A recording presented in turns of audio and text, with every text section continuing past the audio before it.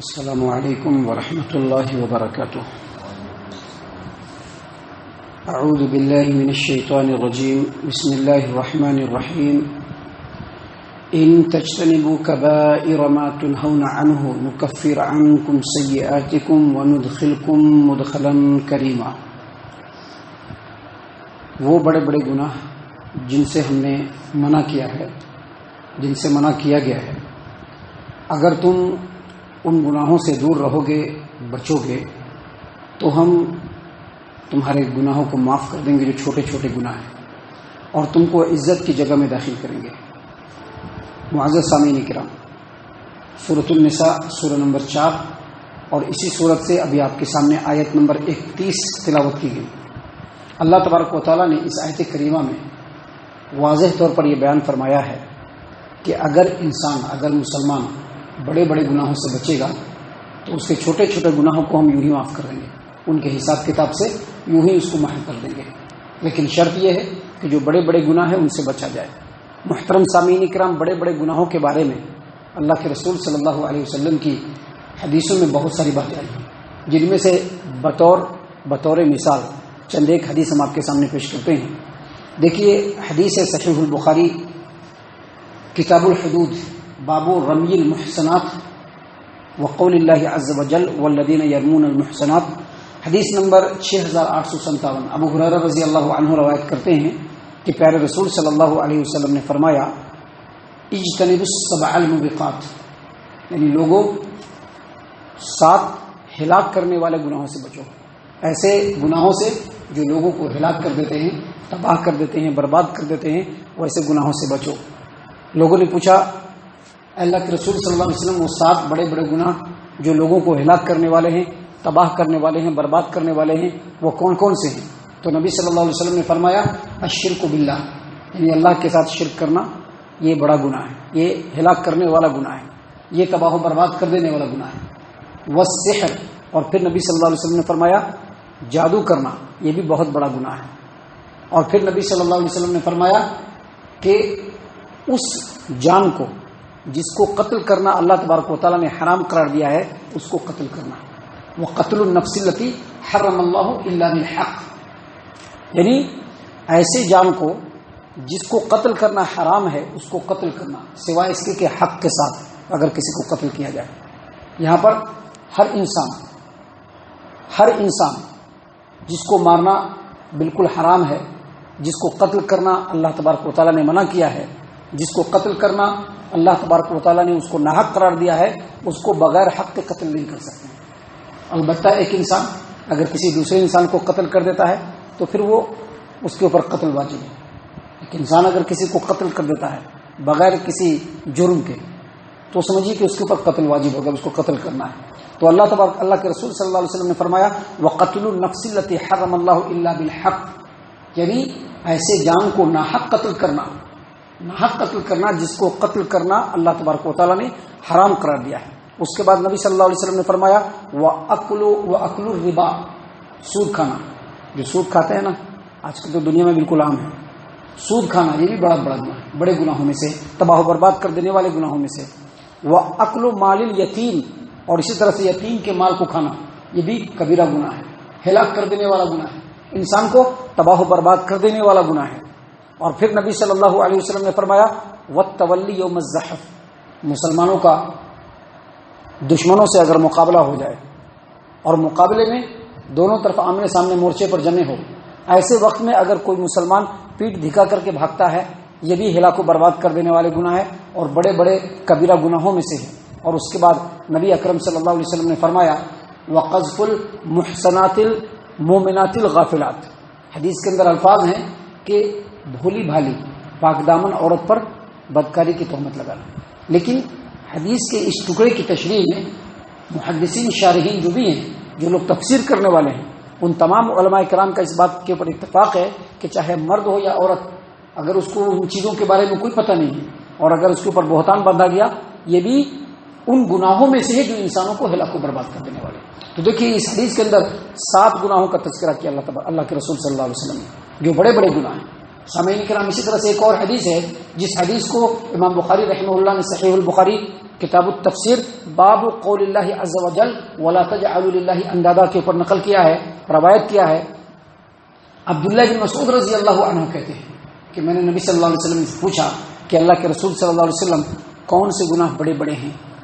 تو آپ صلی اللہ علیہ وسلم نے فرمایا کہ اللہ تبارک و تعالیٰ نے تم کو پیدا کیا ہے، جس اللہ نے تم کو پیدا کیا اس اللہ کے برابر میں کسی کو کھڑے کر دو۔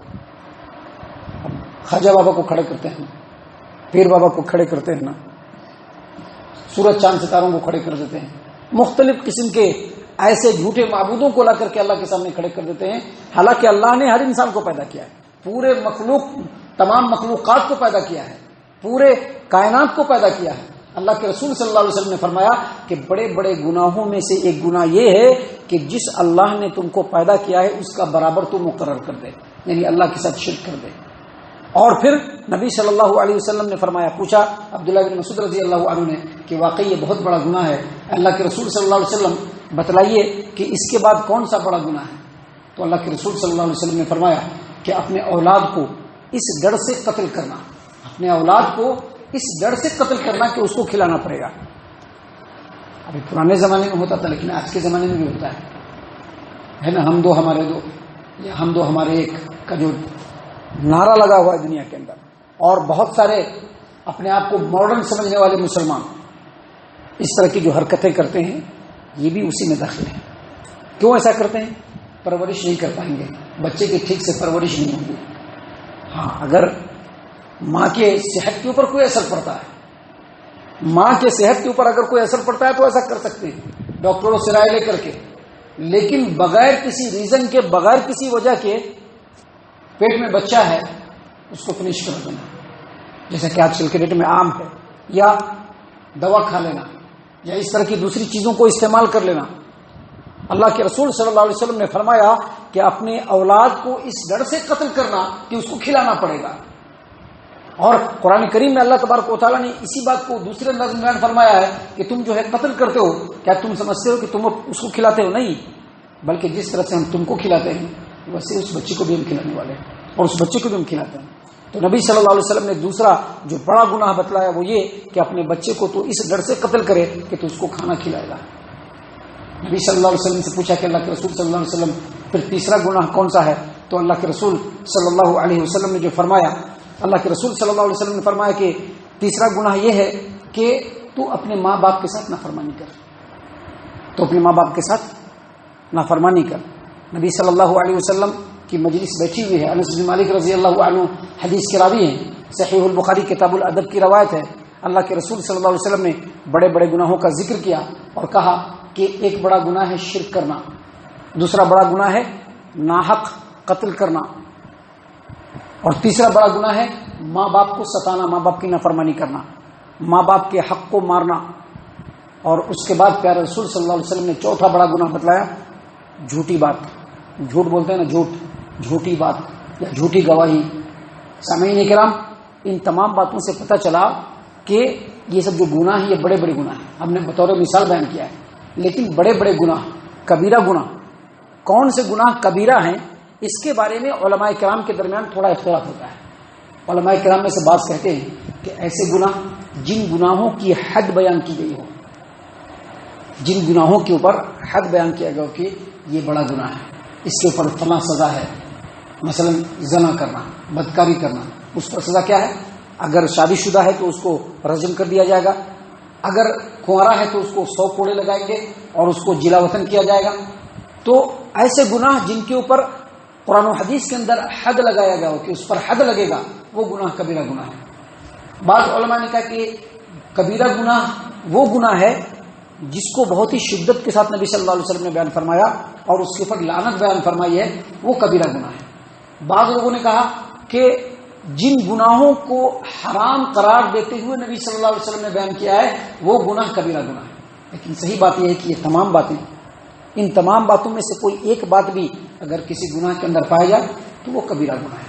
یہاں پر آیت کریمہ میں اللہ تبارک و تعالیٰ نے بیان فرمایا کہ ان تجتنبوا کبائر ما تنہون عنہ، جن بڑے بڑے گناہوں سے منع کیا گیا ہے، جن بڑے بڑے گناہوں سے منع کیا گیا ہے ان بڑے بڑے گناہوں سے اگر تم بچو گے، ان تجتنبوا کبائر ما تنہون عنہ نکفر عنکم سیئاتکم، تو تمہارے گناہوں کو جو چھوٹے چھوٹے ہوں گے اس کو ویسے ہی معاف کر دیا جائے گا۔